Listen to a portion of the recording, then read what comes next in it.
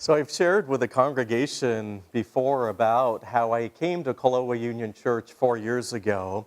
And with my apologies to people who may have heard the story before, I think it's worth repeating because it has a lot to do with what I've learned about desire and deep longing, which is our theme for today.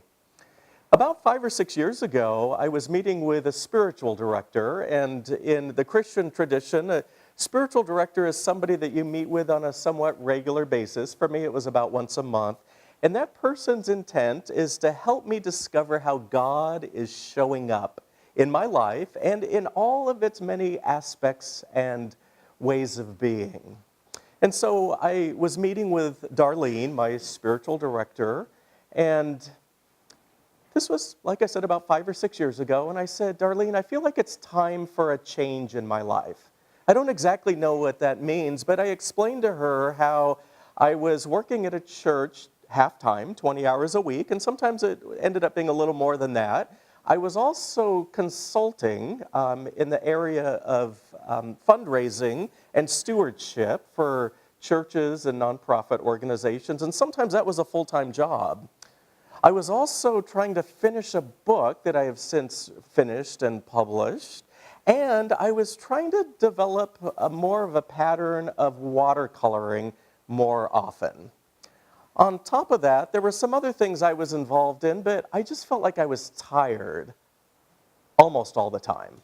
And I said to Darlene, I want to continue doing everything I'm doing, but I don't have the energy, and I just need some help kind of figuring it out.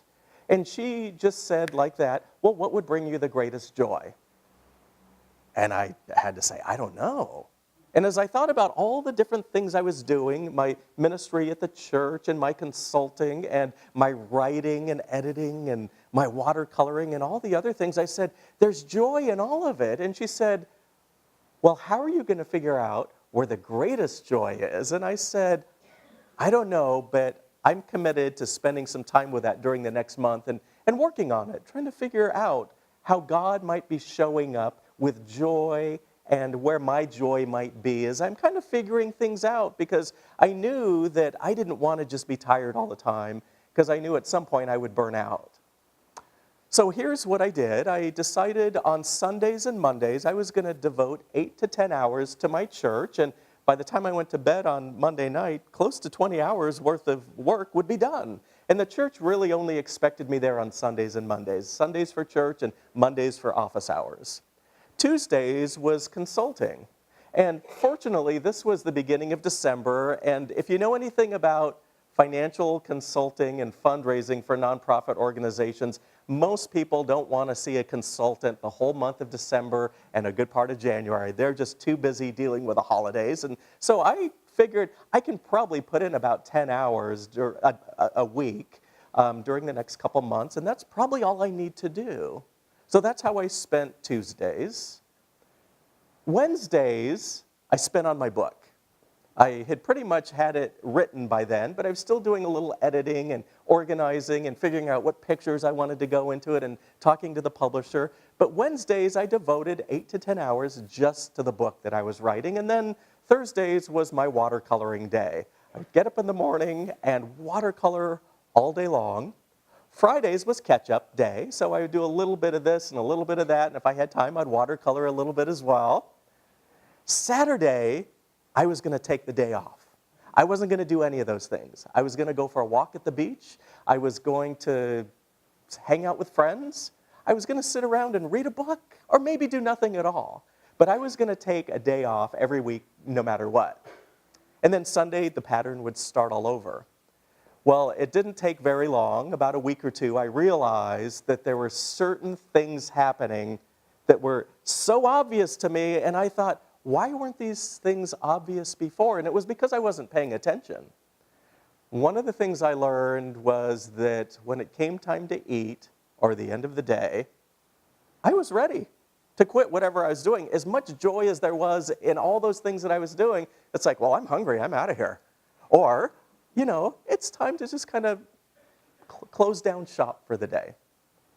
Except, when I was watercoloring, it was almost painful stopping. I enjoyed it that much.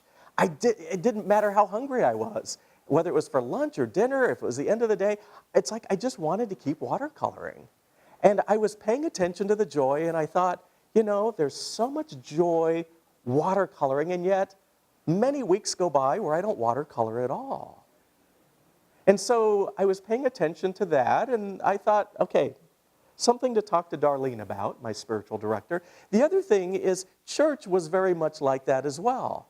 I didn't realize before I was paying attention how much I loved researching for sermons and preparing sermons and giving sermons and planning music for a worship service and doing all of that.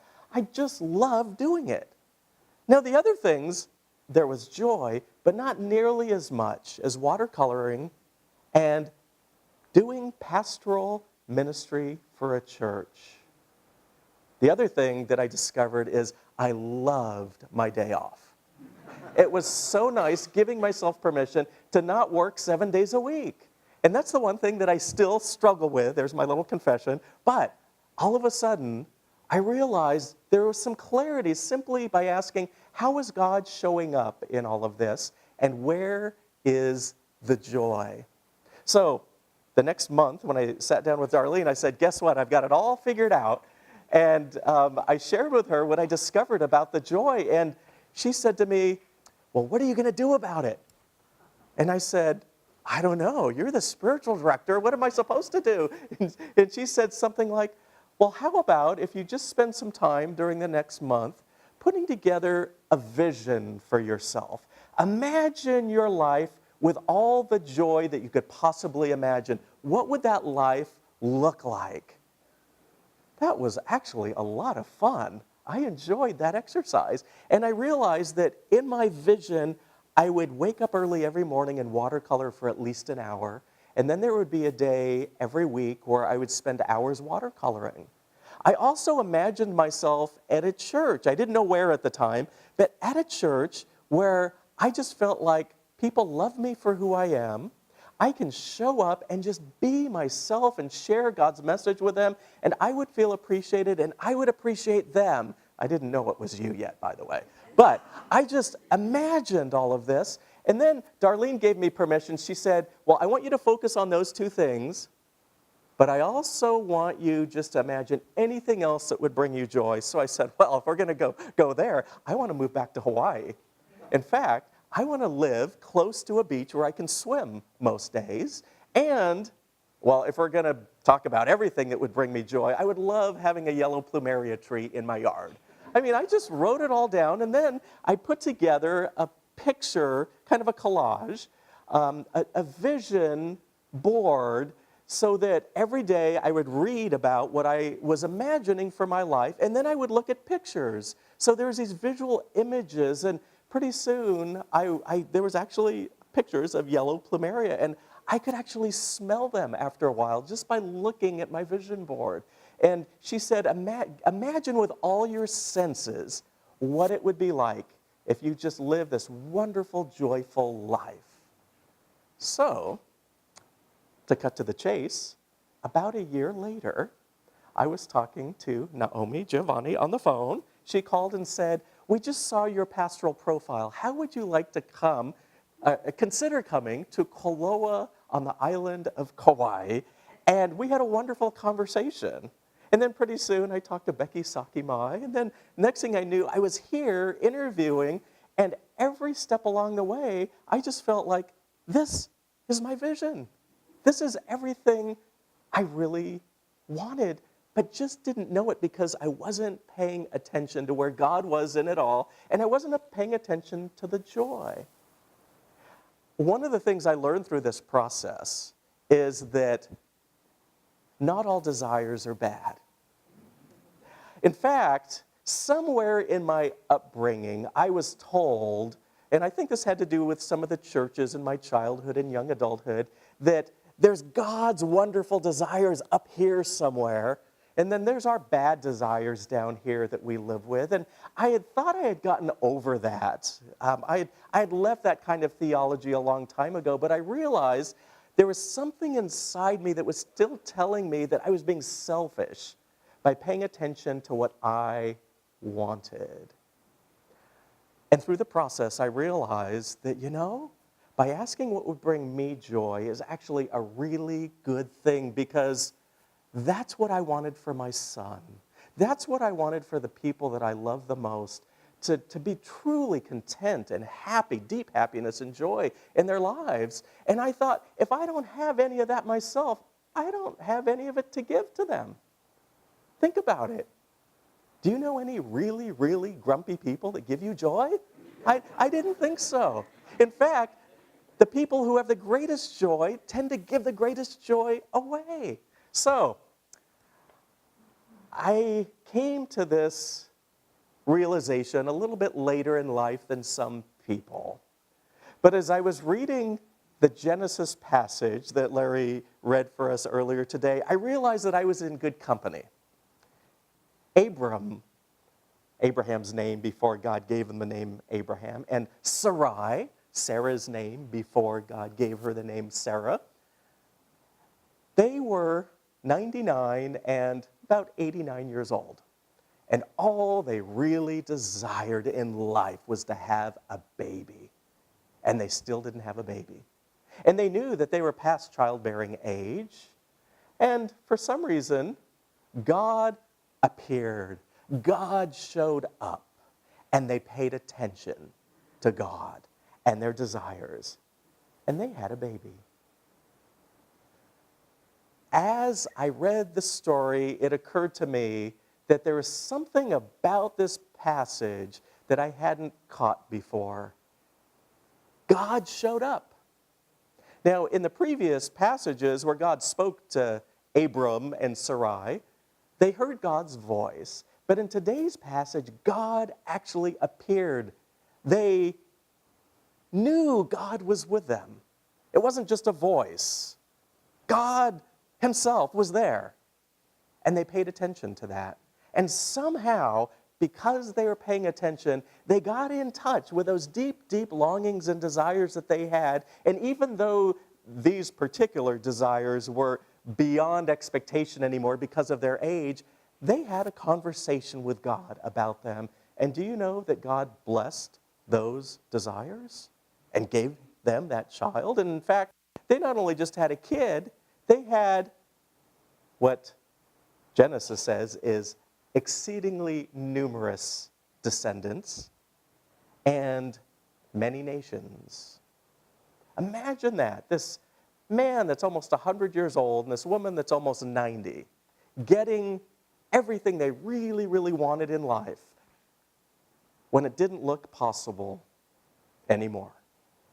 Now, this doesn't mean that everything that we say, oh God, this is what I want, we're going to get. But I do think that many times in life, our desires truly line up with God's desires, and we don't know it because we're not paying attention to how God is showing up in our lives, and we're not paying attention to the joy that we truly are looking for in our lives. As we continue through the season of Lent and look at John O'Donohue's book that we talk about on Sunday morning and then we discuss in a small group on Wednesday evenings, several things that he said in his book that he wrote reminded me that desires can be such a really, really good thing. And I'm going to read to you just a few of those that he wrote. And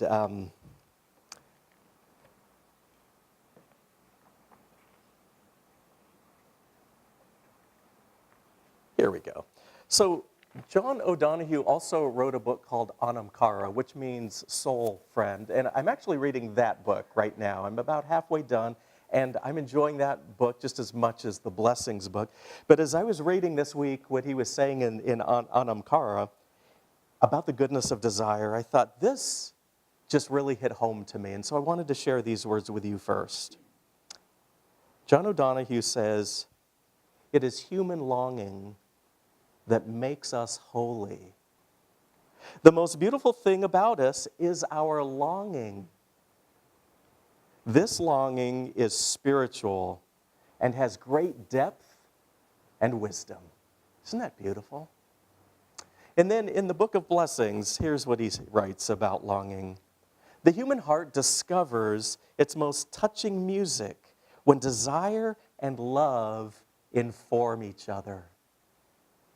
Desire is also at the heart of creativity. In terms of its creative side, desire is the quickening of heart that calls forth change. Somehow, the eye of desire can glimpse possibility. What he's saying here is that our deep desires, our deep longings are the things that cause us with creativity to change our lives for the better and to change our community for the better and to change the world for the better as well. Of course, not all desires are good. We know that. We know that there are certain things that are just selfish or greedy, but we also know that some desires that can be really, really, really good things, if we allow them to get too large in our lives, those can turn into greed or obsessiveness or addiction or the desire to control other people. So how do you know the difference? How do you know when a desire is a really, really good thing just the way it is? Or how do you know a desire may not be at all what is right for you and what God wants? Well, as I have discovered mainly through spiritual direction, that there are a few key things that I've learned. One is to always ask the question, where is God in this desire? And if God is there, and God is kind of fanning the flames of the desire, you can pretty much count on the fact that there's something good about that. Another way of saying that is, where is love or where is compassion in this desire? Because if there's not love and compassion for yourself, for others, and for the world, then my guess is God probably isn't in it either, because God is love. And then the final thing that I've discovered through spiritual direction is when you ask the question, where is joy in this? That's a powerful question to ask, because if it's not a joyful thing, if there's no joy whatsoever, my guess is God isn't in it. And that doesn't mean, temporary pleasure or some kind of selfish happiness. When you really look at deep, lasting, meaningful joy, if you can say, that would bring me so much joy, that would bring others so much joy, then I think that there's goodness in that desire. There's a couple other quotes I wanted to read to you, or maybe just one other. This is what John O'Donohue says regarding greed. When desire becomes blind to presence and becomes driven to have more and more, we have greed. It can destroy everything in its singular wish to possess. All perspective is lost, and vision is reduced to destructive ideology. The blind greed is at the heart of our environmental crisis.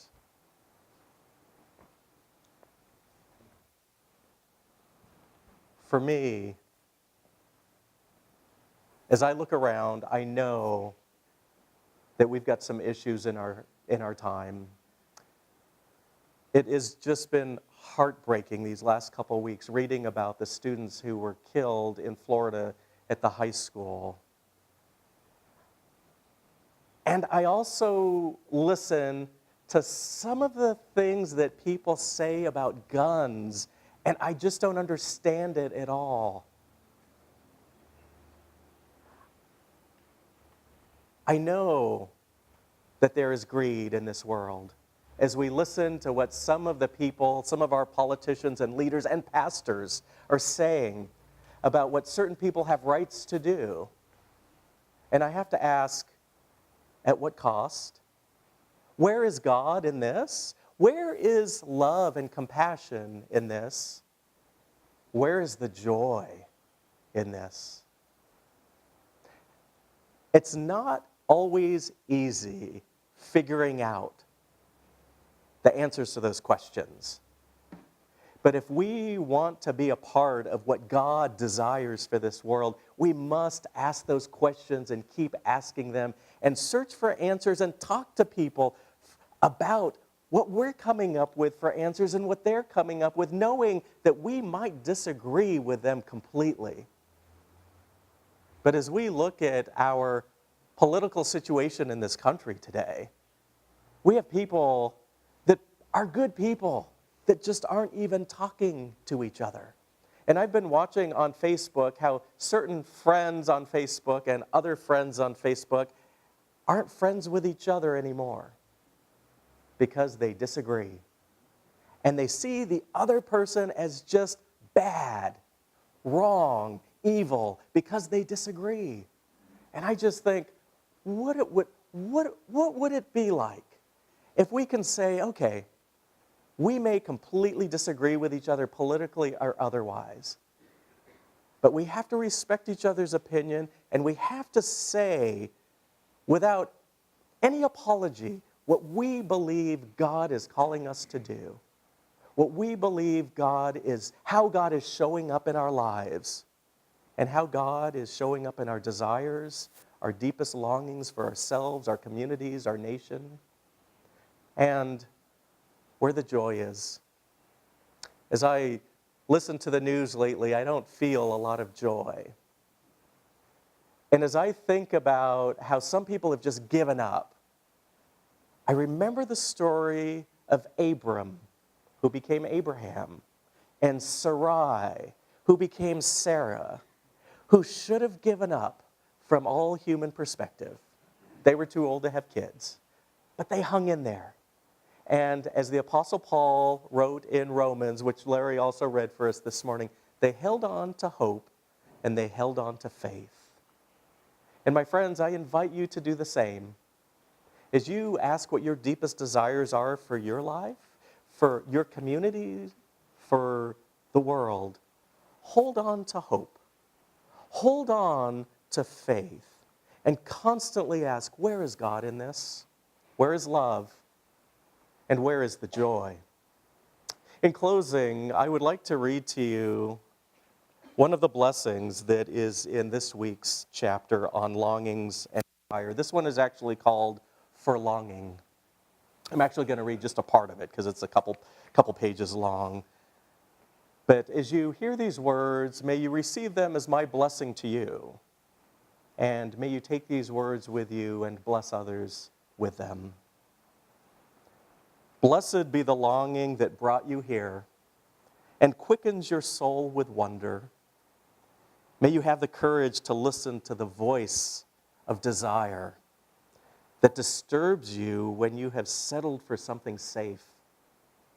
May you have the wisdom to enter generously into your own unease, to discover the new direction your longing wants you to take. May the forms of your belonging in love, creativity, and friendship be equal to the grandeur of the call of your soul. May the one you long for you. May your heart never be haunted by ghost structures of old damage. May you come to accept your longing as divine urgency. May you know the urgency with which God longs for you. Amen.